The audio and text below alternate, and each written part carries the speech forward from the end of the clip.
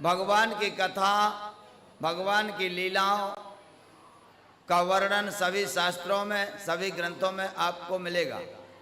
योग का वर्णन भी आपको मिलेगा, मगर जिस प्रकार योग का वर्णन विस्तार पूर्वक, सूक्ष्मता पूर्वक गीता में बताया गया है, ऐसा किसी भी ग्रंथ में कहीं नहीं है।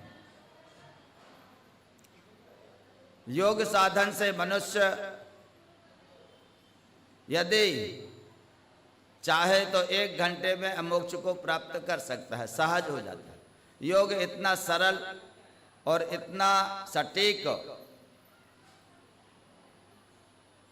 योग मान लो विधि है कि मनुष्य मरणासन्न स्थिति में भी अगर उसे 1 घंटे के लिए चेतना उपस्थित हो जाए और वह योग में आरूढ़ होकर के अपने मोक्ष का साधन कर सकता है।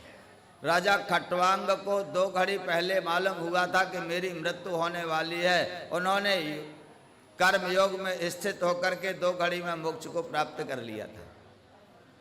तो यह वह गुप्त विद्या है जिसके साधन करने से मनुष्य को संपूर्ण यम के भय से मुक्ति मिल जाती है। यमदूतों से मनुष्य निर्भय हो जाता है। यमदूत मरने के समय भर नहीं आते, हर समय आते हैं।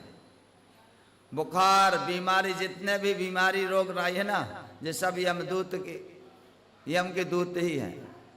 नेत्रों में कम दिखना, कान में कम सुनाई देना, पैरों में दर्द, अकाल मृत्यु, घटनाएं, दुर्घटनाएं, ये सब यम के अंडर में आते हैं, यमदूतों का कार्य है।